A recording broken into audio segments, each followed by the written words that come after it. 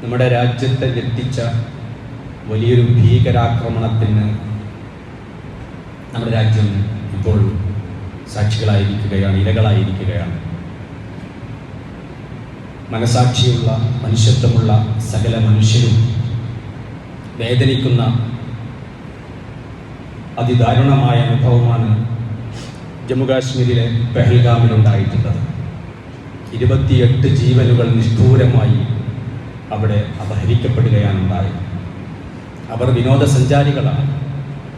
അവർ കുറ്റവാളികളോ തെറ്റുകാരോ അല്ല. ആ നിരപരാധികളെ വധിക്കുന്നത് ഇസ്ലാമികമായി തെറ്റായതുകൊണ്ട് തന്നെയാണ് നമ്മളതിനെ ആത്മാർത്ഥമായി അപലപിക്കുന്നത്. വാനിയേക്കാട് മഹല്ലി ജമാഅത്ത് പെഹൽഗാമിലെ ഭീകരാക്രമണത്തെ അപലപിക്കുകയാണ്. ഈ നാടിന് വേണ്ടി, ഈ നാടിൻ്റെ പ്രതിനിധി എന്ന നിലയിൽ ഈ മിമ്പറിൽ വെച്ചുകൊണ്ട് ഞാൻ ആ ഭീകരാക്രമണത്തെ പൂർണ്ണമായും അപലപിക്കുന്നു. പ്രിയമുള്ളവരെ, മൻ ഖതല നഫ്സൻ ബിഗൈരി നഫ്സിൻ ഔ ഫസാദിൻ ഫിൽ അർളി ഫകഅന്നമാ ഖതല അന്നാസ ജമിഅ. ആരെങ്കിലും അന്യായമായ ഒരു ശരീരത്തെ വധിച്ചാൽ അവൻ ജനങ്ങളെ മുഴുവനും വധിച്ചവനെ പോലെയാണ് എന്ന് മനുഷ്യ ജീവന് വില കൽപ്പിച്ച മതമാണ് ഇസ്ലാം. അതുകൊണ്ട് തന്നെ അന്യായമായ കൊലപാതകങ്ങൾ ഭൂമിയുടെ ഏത് കോണിൽ നടന്നു കഴിഞ്ഞാലും അതിനെതിരെ ഒരു വിശ്വാസി പ്രതികരിക്കുന്നതാണ്. ഇവിടെ കുറ്റവാളികൾ കുറ്റം ചെയ്യുന്നുണ്ട്. പക്ഷെ ഒരു ഭരണകൂടത്തിന് വലിയൊരു ബാധ്യതയുണ്ട്. ആ ബാധ്യത നിറവേറ്റാതെ വിദ്വേഷവും ധ്രുവീകരണവും നടത്തി ലാഭം കൊയ്യാൻ വേണ്ടി ശ്രമിക്കുന്ന ഒരു ഭരണകൂടം രാജ്യം ഭരിച്ചുകൊണ്ടിരിക്കുമ്പോൾ നിങ്ങളൊന്ന് ഓർത്തു നോക്കണം. പെഹൽഗാം എന്ന് പറയുന്നത് ഒരു വിനോദസഞ്ചാര കേന്ദ്രമാണ്. സ്വാഭാവികമായും പ്രശ്നങ്ങളുടെ സ്ഥലമാണ്, പ്രദേശമാണ് കശ്മീർ എന്ന് പറയുന്നത്. ആ കശ്മീരിലെ ഒരു വിനോദസഞ്ചാര കേന്ദ്രത്തിൽ സൈനിക വേഷത്തിൽ വന്ന് പട്ടാപ്പകല് ആളുകളെ തെരഞ്ഞു പിടിച്ച് അവരെ വധിച്ചു കളയുന്നു എന്ന് പറയുമ്പോൾ 7 ലക്ഷത്തോളം, ലോകത്തെവിടെ ഉണ്ടാവില്ല ഇങ്ങനത്തെ ഒരു പ്രദേശത്ത് ഇത്രയധികം പട്ടാളം, 7 ലക്ഷത്തിലേറെ പട്ടാളത്തെ വിന്യസിച്ച് ആ പട്ടാളമൊന്നും അവിടെ ഉണ്ടായിരുന്നില്ല എന്ന് പറയുമ്പോൾ ഇത്രയും വിനോദസഞ്ചാരികൾ വരുന്ന, വിദേശ സഞ്ചാരികൾ അടക്കം വരുന്ന ഈ പ്രധാനമായ ലോക ശ്രദ്ധയാകർഷിക്കുന്ന ഒരു കേന്ദ്രത്തിൽ സുരക്ഷയൊരുക്കുന്നില്ല എന്ന് പറയുമ്പം അതിൻ്റെ പിന്നിൽ എന്താണ് എന്ന് എനിക്കാലോചിച്ചിട്ട് മനസ്സിലാകുന്നില്ല. മനഃപൂർവ്വം അങ്ങനെയൊക്കെ ഉണ്ടായിക്കോട്ടെ എന്ന് ആരെങ്കിലുമൊക്കെ വിചാരിച്ചു വെച്ചോ? എവിടെയായിരുന്നു ഇവരൊക്കെ? രാജ്യത്തിൻ്റെ പട്ടാളുണ്ടല്ലോ, നമ്മുടെ രാജ്യത്തിൻ്റെ പട്ടാളം എന്ന് പറയുന്നത് ഏറ്റവും നല്ല ശക്തരായ പോരാളികളാണ്. അവരവരുടെ കഴിവുകൾ തെളിയിച്ചിട്ടുള്ളതാണ്. പക്ഷേ അവരെയൊന്നും പെഹൽഗാമിൽ വിന്യസിച്ചിട്ടുണ്ടായിരുന്നില്ലേ? എന്തുകൊണ്ട് ഇത്ര സ്വതന്ത്രമായി പട്ടാപ്പകല് സൈനിക വേഷം ധരിച്ചുകൊണ്ട് ഏതാനും ഭീകരന്മാർക്ക് ഇങ്ങനെ കടന്നു വരാൻ സാധിച്ചു? ആ നാട്ടുകാർക്ക് തന്നെ അത് വിശ്വസിക്കാൻ കഴിയുന്നില്ല. കശ്മീരികൾക്ക് അത് വിശ്വസിക്കാൻ കഴിയുന്നില്ല. ഇവരെവിടുന്ന് വന്നു? ഇതെന്തൊക്കെയോ അജണ്ടയാണ് എന്ന് അവർ തന്നെ മീഡിയകൾക്ക് മുന്നിൽ തുറന്നു പറയാൻ തുടങ്ങിയിരിക്കുന്നു. അപ്പോൾ ഇതിന്റെ ഉത്തരവാദികൾ ആരാണ്? ഒരു നാട് ഭരിക്കുന്നവർ സുരക്ഷയൊരുക്കേണ്ടതുണ്ട്. അപ്പോൾ രാജ്യത്തെ ജനങ്ങൾക്ക് സുരക്ഷയൊരുക്കുന്നതിൽ പരാജയപ്പെട്ട ഒരു ഭരണകൂടത്തിന്റെ ഈ നയത്തെയും നമ്മൾ അപലപിക്കുകയാണ്. വാണിയക്കാട് മഹല്ല് ജമാഅത്ത് ഇതിന് ഉത്തരവാദികൾ ആരാണ്? സംഘ് പരിവാർ ഭരണകൂടം തന്നെയാണ്. മറ്റൊന്നുകൂടി ഞാൻ പറയട്ടെ പ്രിയമുള്ളവരെ, 370 ആർട്ടിക്കിൾ 370 എടുത്തു മാറ്റിക്കഴിഞ്ഞാൽ ഭീകരന്മാരെയും ഭീകരതയും ഒക്കെ ഒതുക്കുമെന്ന് പറഞ്ഞ ഭരണകൂടമാണ് നമ്മുടെ ഭരണകൂടം. ഈ 370 എടുത്തു മാറ്റിയിട്ടാണ് അവിടെ വീണ്ടും ഇതാ ലഷ്കർ-എ തോയ്ബയുണ്ട്, പിന്നെ അവരുടെ ഗ്രൂപ്പുകളുണ്ട്. അവിടെ ഇപ്പോഴും ഭീകരത തുടച്ചു നീക്കി എന്ന് പറയാൻ കഴിയുന്നില്ല ഭരണകൂടത്തിന്. അപ്പോൾ പിന്നെ എന്തിന്റെ പേരിലാണ് 370 എടുത്തു മാറ്റിയത്? ഇപ്പോഴും ഭീകരാക്രമണങ്ങൾ നടന്നുകൊണ്ടിരിക്കുകയാണ്. അങ്ങോട്ട് ഞാൻ കടക്കുന്നില്ല. ഏതായാലും ദുരൂഹതകളുണ്ട്, ഈ ആക്രമണത്തിൽ ദുരൂഹതകളുണ്ട്. ലാ ഇലാഹ ഇല്ലല്ലാഹ് വിശ്വസിക്കുന്ന ഒരു സത്യവിശ്വാസിക്ക് ഇങ്ങനെ നിരപരാധികളെ കൊല്ലാൻ കഴിയുമെന്ന് നമ്മളാരും വിശ്വസിക്കുന്നില്ലല്ലോ. പച്ച മനുഷ്യരെ, അവർ വിനോദസഞ്ചാരികളാണ്, സന്തോഷിക്കാൻ വേണ്ടി നാട്ടിൻ്റെ ഏതൊക്കെ പേരും ഊരും അറിയില്ല, പേരും ഊരും അറിയാത്ത ഇവരെങ്ങനെയുള്ളവരാണെന്നറിയാത്ത, എന്നിട്ട് അവരെ പേര് ചോദിച്ചു, മതം ചോദിച്ചു, പാൻ്റ് അഴിച്ചു, എന്നിട്ട് മുസ്ലിമാണെന്ന് തിരിച്ചറിഞ്ഞു, എന്നിട്ട് വധിച്ചു എന്നൊക്കെയാണ് പറയുന്നത്. വല്ലാഹു അഅലം. അങ്ങനെയുണ്ടോ ഒരു കൊലപാതകം? അങ്ങനെയുണ്ടോ രാജ്യത്ത് നടക്കൽ? സാധാരണ സംഘപരിവാരവാരം നടത്താറുണ്ട്. ഇത് കേട്ടുകേൾക്കില്ലാത്തതാണ് എന്ന് മേജർ രവി പോലും പറയുന്നു. അപ്പോൾ ഒരുപാട് ദുരൂഹതകളുണ്ട്. ആരാണ് ഇതിൻ്റെ പിന്നിൽ? കശ്മീരികൾ അല്ല എന്ന് തീർത്ത് പറയാൻ കഴിയും. കശ്മീരികൾ തന്നെ പറയുന്നു. കാരണം ഇത് കാശ്മീരികൾക്ക് ഒരു ഗുണവും ചെയ്യുന്നില്ല. അവരവിടെ കിട്ടുന്ന വിനോദസഞ്ചാരികളുടെ ആ യാത്രയിൽ അവരുടെ വരവ്, അതിൽ നിന്നുള്ള വരുമാനം, അങ്ങനെ സന്തോഷത്തിൽ ജീവിച്ചു പോവുകയാണ്. മാത്രമല്ല, ഒരു ആളെ കൊല്ലാൻ വേണ്ടി വന്നപ്പോൾ, ഒരു കുടുംബത്തിനെ കൊല്ലാൻ വേണ്ടി വന്നപ്പം അതിനെ പ്രതിരോധിച്ച ആദിൽ കൊല്ലപ്പെട്ടു. അതിലൊരു മുസ്ലിമുണ്ട്. അദ്ദേഹം പറഞ്ഞെന്താ, അദ്ദേഹത്തിനോട് മാറിക്കാൻ പറഞ്ഞപ്പോൾ കൊല്ലാൻ സമയത്തിലാണ് തോക്ക് കയറി പിടിച്ചു എന്നാ പറയുന്നത്. അതാണ് കശ്മീരികൾ. ഈ പലവരും പറയുന്നു ഈ കൂടെയുള്ള കശ്മീരികളാണ് ഇതിന് ശേഷം ഞങ്ങൾക്ക് അഭയം നൽകിയത്. അവരുടെ മന്ത്രം ചൊല്ലിക്കൊണ്ടിരിക്കുന്നുണ്ട്, ബിസ്മില്ല ബിസ്മില്ല ബിസ്മില്ല. നമ്മുടെ കേരളത്തിൽ നിന്ന് ഒരാൾ കൊല്ലപ്പെട്ടു. അവരുടെ മകള് പറയുന്നുണ്ട്, അവൾക്ക് ആ സഹോദരി പറയാണ്, എനിക്കിന്ന് 2 പ്രദേശ് ഉണ്ട് കശ്മീരിൽ നിന്ന്. 2 പ്രദേശ് എനിക്ക് കശ്മീരിൽ ഉണ്ട് എന്ന് പറയുന്നത് ആത്മാർത്ഥമായിട്ടാണ്. എന്തുകൊണ്ടാണ് പറയണമെന്ന് അറിയോ? അവര് ആ പ്രശ്നമുണ്ടായത് മുതൽ അവരോട് കൂടെ എല്ലാ നിമിഷവും ഒരു സഹോദരനെ പോലെ, ഒരു കൂടപ്പിറപ്പിനെ പോലെ ആ 2 കശ്മീരി സഹോദരന്മാരും എൻ്റെ കൂടെ നിന്നു എന്ന് പറഞ്ഞിട്ട് അവർക്ക് നന്ദി പ്രകാശിപ്പിക്കുകയും നിങ്ങളെ അള്ളാഹ് കാക്കും എന്ന് പറയുകയും ചെയ്യുന്ന ഒരു സഹോദരി. എന്തുകൊണ്ടാണ് അങ്ങനെ പറയുന്നത്? കശ്മീരികൾ അവരെ സംരക്ഷിച്ചു, അവരെ സഹായിച്ചു. അവർക്ക് നല്ലതേ കാശ്മീരികളെ കുറിച്ച് പറയാനുള്ളൂ. പിന്നെ ആർക്ക് വേണ്ടി ഭീകരന്മാർ ഇത് ചെയ്തു? ആരാണോ ഇതിന്റെ ഗുണഭോക്താക്കൾ, ആരാണോ ഇതിന്റെയൊക്കെ രാഷ്ട്രീയമായ ഗുണഭോക്താക്കൾ, ആരാണ് രാഷ്ട്രീയ ഗുണഭോക്താക്കൾ? ഞാൻ പറയുന്നില്ല. പല ചോദ്യങ്ങൾ ഞങ്ങൾ ചോദിക്കും. അതിൽ അലോസരപ്പെട്ടിട്ട് ആരും കാര്യമില്ലല്ലോ. അതിൽ രാജ്യദ്രോഹം പറഞ്ഞിട്ട് കാര്യമില്ല. ചോദ്യങ്ങൾ ചോദിച്ചുകൊണ്ടേയിരിക്കും. ചോദ്യങ്ങൾ ചോദിക്കണം. ജനാധിപത്യ രാജ്യമാണ്. സംശയങ്ങളുണ്ട്.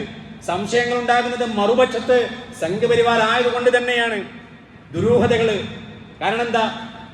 ഈ ഒരു ഭീകരാക്രമണം ധ്രുവീകരണത്തിന് വേണ്ടി വ്യാപകമായി ഉപയോഗിച്ചുകൊണ്ടിരിക്കുകയാണ്. പ്രത്യേകിച്ച് കേരളത്തിലെ സംഘപരിവാർ സൈബർ സെല്ലുകൾ. നമുക്കറിയാം, ഈ സംഘപരിവാർ, കാസ, യുക്തിവാദികൾ എല്ലാവരും ഇതിൻ്റെയൊക്കെ പിന്നിൽ കാരണം ഒരു മതമാണ്, ഇസ്ലാം മതം. ഇതിൻ്റെയൊക്കെ പിന്നിൽ ജിഹാദികളാണ് കാരണക്കാർ. അതുകൊണ്ട് മുസ്ലിമീങ്ങളെ മൊത്തം തുടച്ചു നീക്കണം, കശ്മീരികളെ മുഴുവനും തുടച്ചു നീക്കണം എന്നാണ് അവർ പറയുന്നത്. നമുക്കറിയാം, നമ്മുടെ കേരളത്തിലെന്നല്ല, ഇന്ത്യയിലെന്നല്ല, ലോകത്തൊരു മുസ്ലിം പോലും ഈ ആക്രമണത്തിന് ന്യായീകരിച്ചിട്ടില്ല. ഏതെങ്കിലും വ്യാജ പ്രൊഫൈലിൽ സംഘപരിവാറുകാർ ആഘോഷിച്ചിട്ടുണ്ടോന്ന് എനിക്കറിയില്ല. പക്ഷേ നമ്മളെ അറിവിൽ ഒരു മുസ്ലിം പോലും ഇതിനെ അനുകൂലിച്ചിട്ടില്ല. നേരെ മറിച്ച് നിങ്ങളൊന്ന് ആലോചിച്ച് നോക്കുക. ഏതാനും വർഷങ്ങൾക്ക് മുമ്പേ ഇതേ കാശ്മീരിലെ ഒരു പൂജാരി ഒരു 8 വയസ്സുകാരിയായ, 8ഉം പൊട്ടും തിരിയാത്ത ഒരു പെൺകുട്ടിയെ ക്രൂരമായി ബലാത്സംഗം ചെയ്തു. ഒരു കുഞ്ഞുമോളെ ബലാത്സംഗം ചെയ്തിട്ട് ക്രൂരമായി കൊലപ്പെടുത്തി. ഒരിക്കലല്ല, പലവട്ടം ക്രൂരമായി ബലാത്സംഗം ചെയ്തിട്ട് മറ്റുള്ളവർക്ക് കാഴ്ചവെച്ച് അങ്ങനെ ക്രൂരമായി കൊലപ്പെടുത്തിയ അവന് വേണ്ടി സിന്ദാബാദ് വിളിക്കാൻ, പ്രകടനം നടത്താൻ അവിടെയുള്ള ചില ലോയേഴ്സ് ഉണ്ടായിരുന്നു. കേരളത്തിലടക്കം സോഷ്യൽ മീഡിയയിലെ പേനയുന്തികള്, അതെ, ഒരു ജിഹാദി അങ്ങനെ പോവട്ടെ, ഇവളൊക്കെ ജിഹാദിയാകാനുള്ളതാണ്, വലുതായി കഴിഞ്ഞാൽ അവളെയും കളഞ്ഞില്ലേ എന്ന് പറഞ്ഞിട്ട് അഭിമാനത്തോടു കൂടി സോഷ്യൽ മീഡിയയിൽ പേനയുന്തിയ പിശാചുക്കൾ ഇവിടെയുണ്ട്. പക്ഷേ മുസ്ലിമിന്റെ സംസ്കാരം അതല്ല, മനുഷ്യ ജീവന് വില കൽപ്പിക്കുന്നതാണ്. എന്നാൽ പ്രിയമുള്ളവരെ, ഇവിടെ ദുരൂഹതയ്ക്ക് പ്രത്യേകമായ ഒരു കാരണം കൂടിയുണ്ട്. നിങ്ങൾക്കറിയോ, ധ്രുവീകരണം. ആ ധ്രുവീകരണം ലക്ഷ്യം വെച്ചുകൊണ്ടാണ് ഈ ഒരു ഭീകരാക്രമണം നടന്നിട്ടുള്ളത്. അതിനെല്ലാ സ്വഭാവങ്ങളും അറിയാം. കാരണം ആദ്യം തന്നെ വാർത്ത വന്നെന്താ, മുസ്ലിമാണോ എന്ന് ചോദിച്ചു, മതം നോക്കി, ഹിന്ദു ആണോ, മുസ്ലിമിനെയും അമുസ്ലിമിനെയും വേർതിരിച്ചു, അടയാളങ്ങൾ നോക്കി, എന്നിട്ടാണ് അതാണ് ന്യൂസ് വന്നത്. ആ ന്യൂസാണ് ഇന്ത്യയിലെ RSS സൈബർ സെല്ലുകൾ മുഴുവനും അത് ആഘോഷിച്ചുകൊണ്ടിരിക്കുന്നത്. അതാണ് ഒരു രാജ്യത്തിനെതിരെയുള്ള ആക്രമണമായിട്ടല്ല ഇത് കാണുന്നത്. ഇത് എന്തുകൊണ്ട് ഞങ്ങളുടെ രാജ്യത്തെ പൗരന്മാരെ സംരക്ഷിക്കാൻ ഇവിടുത്തെ പട്ടാളത്തിനോ പോലീസിനോ ഭരണകൂടത്തിനോ കഴിഞ്ഞില്ല എന്നുള്ള ഒരു ചോദ്യം ഭരണകൂടത്തിന്റെ മുഖത്ത് നോക്കി ചോദിക്കാൻ ആർജവമുള്ള ഒരാളെയും നമ്മൾ കാണുന്നില്ല. അറിയണം നമ്മൾ, അതാണ് ചോദിക്കേണ്ടത് ആദ്യം. ആ ചോദ്യം ചോദിക്കുന്നവരെ രാജ്യദ്രോഹി എന്ന് വിളിക്കുന്നു മറുനാടൻ മലയാളി. അവൻ പറയുന്നു ഇവരൊക്കെ പൂട്ടിക്കണമെന്ന്. ഈ ചോദ്യങ്ങൾ ചോദിക്കാൻ പാടില്ല. അത്രേ ആക്രമിച്ചു കഴിഞ്ഞാൽ നമ്മൾ അണ്ണാക്ക് തൊടാതെ ഏത് വാർത്തകളും വിഴുങ്ങണം. എന്ത്? മുസ്ലിമീങ്ങളെ മാറ്റി നിർത്തി ഹിന്ദുക്കളെ തെരഞ്ഞു പിടിച്ച് കൊല്ലുന്നവർ, അങ്ങനെ കൊല്ലുന്ന ആ രംഗങ്ങളോ പിന്നീട് നമ്മുടെ രാജ്യത്തെ ജനങ്ങൾ മുഴുവനും എന്ത് ചെയ്യാ, വിശ്വസിച്ചിട്ട് മുസ്ലിമീങ്ങൾക്കെതിരെ തിരിയണം. അങ്ങനെ ഗോത്രയിലെ ആ തീവണ്ടിയിലെ അമുസ്ലിമീങ്ങളെ കത്തിച്ചിട്ട് 2000-ഓളം മുസ്ലിമീങ്ങളെയും കോടിക്കണക്കിന് രൂപയും കച്ചവട വസ്തുക്കളും മുഴുവനും കൊള്ള ചെയ്തിട്ട് അതിലൂടെ ഒരുത്തൻ ഹീറോയായി രാജ്യത്തിന്റെ പ്രധാനമന്ത്രി പദത്തിൽ ഇരുന്നത് നമുക്കറിയാം. അത് ഗോദ്ര സംഭവത്തിലൂടെയാണ്. ആ ഗോദ്ര സംഭവത്തിന്റെ ദുരൂഹത ഇപ്പോഴും നീങ്ങിയിട്ടില്ല. അപ്പോൾ രാഷ്ട്രീയമായിട്ടുള്ള ഇത്തരം സംഭവങ്ങളുടെ ഗുണഭോക്താക്കൾ ആരാണെന്ന് നിങ്ങൾ ആലോചിക്കണം. മാത്രമല്ല, നമ്മുടെ മുന്നിൽ ഒരുപാട്, മലപ്പുറം ജില്ലയിലടക്കം ഒരുപാട് ഉദാഹരണങ്ങളുണ്ട്. അമ്പലത്തിലേക്ക് മാലിന്യങ്ങൾ വലിച്ചെറിയാം, എന്നിട്ടോ അത് മുസ്ലിമീങ്ങളാണെന്ന് വരുത്തി തീർക്കുക, പ്രശ്നങ്ങൾ ഉണ്ടാക്കുക, ഹിന്ദുക്കൾക്ക് മുസ്ലിമീങ്ങളോട് വിരോധം ഉണ്ടാക്കുക, അതിന്റെ പേരിൽ ലാഭം കൊയ്യാൻ വേണ്ടി ശ്രമിക്കുക, ധ്രുവീകരണം ഉണ്ടാക്കുക. അവസാനം അന്വേഷണത്തിലോ അത് ചെയ്തത് വല്ല സംഘപരിവാരുകാരനുമായിരിക്കും. 93 ഒരു അനുഭവം താനൂരുകാരനായി എനിക്കുണ്ട്. 1993 ഓർക്കുന്നത് സെപ്റ്റംബർ 6 ആണെന്നാണ് തോന്നുന്നത്. അന്ന് വലിയൊരു ഭീകരമായ സ്ഫോടനത്തിന്റെ ശബ്ദം താനൂരിലെ മൂലക്കൽ എന്ന് പറയുന്ന പ്രദേശത്തു നിന്ന് ഒരു വീട്ടിൽ നിന്നുണ്ടായി. ആളുകൾ ഓടിച്ചെന്ന് നോക്കിയപ്പോണ്ട് ഒരാള് രക്തത്തിൽ കുളിച്ച് തലയൊക്കെ ചിതറി ആകെ മരണാസന്നനായിട്ട് കിടക്കുന്നു. വേറെ 2 പേര് അവിടെ. അത് രണ്ടുപേരും RSSന്റെ BJPയുടെ പ്രവർത്തകന്മാരാണ്. അങ്ങനെ മരണമൊഴിയുണ്ട്. അന്നത്തെ ജില്ലാ സൂപ്രണ്ടായിരുന്ന SP ഉമ്മൻ ഘോഷി അദ്ദേഹം ഇവരുടെ മരണമൊഴിയെടുത്തു. ശ്രീകാന്ത് എന്ന് പറയുന്ന തിരുവനന്തപുരത്തു നിന്നുള്ള RSSന്റെ ബോംബ് വിദഗ്ധനായ ആളാണ് കൊല്ലപ്പെടുന്നതിന്റെ മുമ്പ് മൊഴി നൽകിയത്. എന്തിനാണ് ആ ബോംബ് ഉണ്ടാക്കിയെന്നറിയോ നിങ്ങൾക്ക്? ഏതെങ്കിലും തീവ്രവാദികളെ കൊല്ലാൻ വേണ്ടിയല്ല. തൊട്ടടുത്ത ദിവസം ശ്രീകൃഷ്ണ ജയന്തി ഘോഷയാത്ര താനൂര് മൂലക്കലിലൂടെ നടന്നു പോകുമ്പോ ആ മൂലക്കല പള്ളിയുടെ ആ സമീപത്ത് നിന്നുകൊണ്ട് ഒരു ബോംബ് ഘോഷയാത്രയിലേക്ക് എറിയ. അപ്പോഴോ പള്ളിയുടെ പരിസരത്ത് നിന്ന് മുസ്ലിമീങ്ങൾ ബോംബെറിഞ്ഞു എന്ന് വരുത്തി തീർക്കുക. 93 എന്ന് പറഞ്ഞാൽ 92 ഡിസംബർ 6 ശേഷമാണ് കേട്ടോ. 92 ഡിസംബർ 6 ശേഷം ബാബരി മസ്ജിദ് തകർത്ത ഉടനെ ആ സമയത്താണ് ഈ ഘോഷയാത്ര നടക്കുന്നത്. മുസ്ലിങ്ങൾ ആക്രമിച്ചു എന്ന് അതിനു മുമ്പ് താനൂരില് വലിയ വർഗീയമായ കലാപങ്ങൾ അവിടെ ഉണ്ടായിരുന്നു, പ്രശ്നങ്ങൾ ഉണ്ടായിരുന്നു. കത്തി നിൽക്കുന്ന സന്ദർഭമാണ്. അവിടെയാണ് ഉമ്മൻ ഘോഷി പറഞ്ഞത്, മലപ്പുറം ജില്ലയുടെ SP പോലീസ് സൂപ്രണ്ട് മലപ്പുറം ജില്ലയെ ദൈവം രക്ഷിച്ചു എന്ന്. കാരണം എന്താ? ഇദ്ദേഹം കൊല്ലപ്പെടുന്നതിന്റെ മുമ്പ് ഇദ്ദേഹം ചോദ്യം ചെയ്തു, അദ്ദേഹത്തിന്റെ മരണമൊഴിയെടുത്തു. ഞങ്ങൾ ബോംബുണ്ടാക്കിയത് ശ്രീകൃഷ്ണ ജയന്തി ഘോഷയാത്രക്കെതിരെ എറിയാൻ വേണ്ടിയാണ്. അങ്ങനെ അതിലൂടെ ധ്രുവീകരണം ഉണ്ടാക്കി മുസ്ലിമീങ്ങൾക്കെതിരെ കലാപം അഴിച്ചുവിടുക, ഇതായിരുന്നു ലക്ഷ്യം. ഇങ്ങനെയുള്ള പശ്ചാത്തലമുള്ള, ചരിത്ര പശ്ചാത്തലമുള്ള, സ്വഭാവമുള്ള സംഘപരിവാർ നാട് ഭരിച്ചുകൊണ്ടിരിക്കുമ്പോൾ, നാട്ടിലെ സ്വാധീനം ഉണ്ടായിക്കൊണ്ടിരിക്കുമ്പോൾ ഈ പഹൽഗാം സംഭവത്തെ സംബന്ധിച്ചും ദുരൂഹതകളുണ്ട്. ആ ദുരൂഹതകൾ നീക്കണം. അത് പാകിസ്ഥാനാണെങ്കിൽ പാകിസ്ഥാനെ അവർക്കെതിരെ നടപടിയെടുക്കുന്നതിൽ ഇന്ത്യൻ മുസ്ലിമീങ്ങൾ 100% സപ്പോർട്ടാണ്. അതല്ല, ഇതിന്റെ പിന്നിൽ കൊല്ലിച്ച രാഷ്ട്രീയ ഭിക്ഷാന്തേഹികൾ രാജ്യത്തിന്റെ അകത്തുനിന്നുള്ളവർ തന്നെയാണെങ്കിൽ ആ രാജ്യത്തിന്റെ ആഭ്യന്തര ശത്രുക്കളായ രാജ്യദ്രോഹികളെ തിരിച്ചറിഞ്ഞ് ശക്തമായ നടപടി സ്വീകരിക്കുവാനുള്ള ആർജവും നട്ടലുമുള്ള ഏതെങ്കിലും ഉദ്യോഗസ്ഥൻ ഇന്ത്യ രാജ്യത്തുണ്ടോ എന്നുള്ള കാര്യത്തിൽ നമുക്ക് സംശയമാണ്. കാരണം നാട് ഭരിക്കുന്നവന്റെ ചെരിപ്പ് നക്കുന്ന ഏതാനും ഉദ്യോഗസ്ഥന്മാരെയാണ് നമ്മൾ ഉദ്യോഗസ്ഥ മേഖലകളിൽ കണ്ടുകൊണ്ടിരിക്കുന്നത്. ഏതായാലും ശുഭപ്രതീക്ഷയോടുകൂടി സത്യം പുറത്തു വരട്ടെ എന്ന് നമുക്ക് ആഗ്രഹിക്കാം.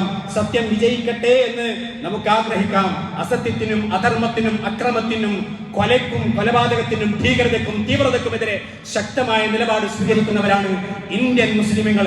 സത്യത്തിന്റെ ഭാഗത്തും ധർമ്മത്തിന്റെ ഭാഗത്തും നിലകൊണ്ടതിന്റെ പേരിൽ തീവ്രവാദി രാജ്യദ്രോഹ പട്ടം, അങ്ങനെയുള്ള ഒരു പട്ടം അവർ നമ്മുടെ മേൽ ചാർത്തുന്നുവെങ്കിൽ വായ മൂടിക്കെട്ടാൻ സാധിക്കുകയില്ല. സത്യം പറഞ്ഞുകൊണ്ടേയിരിക്കും. അക്രമിയായ ഭരണാധികാരികൾക്ക് മുന്നിൽ സത്യം വെട്ടിത്തുറന്ന് പറയലാണ് ഏറ്റവും വലിയ ജിഹാദ്. പരലോക മോക്ഷത്തിന് അനിവാര്യം. വായ മൂടിക്കെട്ടുന്നത് നരകത്തിലേക്കുള്ള പാതയാണെന്ന് വിശ്വസിക്കുന്നവരാണ്. സത്യത്തിന്റെ പാതയിൽ സിറാത്തുൽ മുസ്തഖീം എന്ന് നിരന്തരം പ്രാർത്ഥിച്ചുകൊണ്ടിരിക്കുന്ന സത്യവിശ്വാസി നീതി ലഭിക്കണമെന്നും സത്യം പുലരണമെന്നും ആഗ്രഹിക്കുന്നവരാണ്. അതുകൊണ്ട് പ്രിയമുള്ളവരെ, ഈ അക്രമത്തെയും ഈ ഭീകരതയും നമ്മൾ അപലപിക്കുന്നതോടൊപ്പം സത്യം വെളിച്ചം കാണട്ടെ എന്ന്